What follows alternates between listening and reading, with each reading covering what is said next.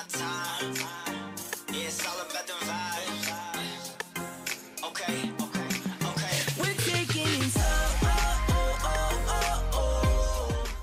বাংলা নাটকের অন্যতম জনপ্রিয় অভিনেত্রী পিয়া বিপাশা এক ঝাঁক নাটক ও মিউজিক ভিডিওর মাধ্যমে যিনি ছিলেন দর্শকদের কাছে ভীষণ জনপ্রিয়।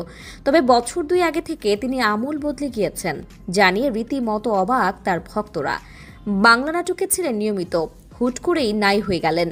জানা গেল অভিনেত্রী আমেরিকায়, সেই থেকে এখন তিনি আমেরিকানই হয়ে গেছেন। আমেরিকার বেশভূষা ধারণ করেছেন পিয়া। প্রাপ্তবয়স্ক একটি ওয়েবসাইটেও রয়েছে পিয়ার আনাগোনা। সেখানে ভক্তদের জন্য খোলামেলা পোশাকে ভিডিও প্রকাশ করেন পিয়া Bipasha. just taking our time. We're just living our lives. We got nowhere to go. So let's stay here the whole night. 'Cause all we feel is good vibes. Yeah, all we feel is good vibes.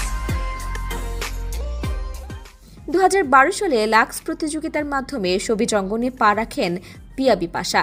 এই প্রতিযোগিতায় সেরা 10-এ পৌঁছানোর পর হঠাৎ campaign booth থেকে বেরিয়ে যান তিনি। এরপর বিজ্ঞাপনে নাম লেখানোর প্রথম সারির সব অভিনেতার সঙ্গেও জুটি বেঁধে হাজির হয়েছেন ছোট পর্দায়। চলচ্চিত্র অভিষিক্ত হন তিনি। 2016 সালে রুদ্র দ্য গ্যাংস্টার চলচ্চিত্রে অভিষেক ঘটে পিয়া বিপাশার। পিয়া বিপাশার ব্যক্তিগত জীবনও ছিল আলোচিত। একটি বিয়ে হয়েছিল তার, সেই সংসার থেকে তার একটি কন্যা সন্তান রয়েছে। কিন্তু সেই সংসারে ছন্দপতন ঘটে, বিচ্ছেদ ঘটে স্বামীর সঙ্গে। এরপর কিছু সময় বিরতি নিয়ে আবার প্রেমে জড়ান। ঢাকার একজন যুবকের সঙ্গে তার সম্পর্ক গড়ে ওঠে, এমনকি বিয়ের পরিকল্পনাও ছিল। তবে মতের অমিলের কারণে সেই সম্পর্ক বেশি দিন টেকেনি। গণমাধ্যমে এই বিষয়ে প্রশ্ন করা হলে পিয়া বলেছিলেন, হ্যাঁ, একজনের সঙ্গে প্রেম ছিল, কিন্তু তার সঙ্গে মতের মিল হয়নি, তাই প্রেম টেকেনি। বিয়ের সিদ্ধান্ত থেকেও সরে এসেছে।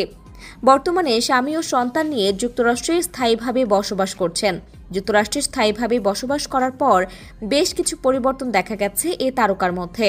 ঠোঁটে সার্জারি সহ নিজেকে পাল্টে ফেলেছেন শারীরিকভাবেও। সমসাময়িক বিভিন্ন ছবি পোস্ট দিয়ে ভক্তদের মাঝে উত্তাপ ছড়ান পিয়া। খোলামেলা পোশাকে আবেদনময়ী রূপে নিয়মিত ধরা দেন তিনি। সে সকল ছবিতে ভক্তরাও তার রূপ ও সাহসিকতার প্রশংসা করেন, কেউ কেউ আবার সমালোচনাও করেন। কারো কারো মতে এ যেন পিয়া বিপাশার প্রাকৃতিক বিপর্যয়।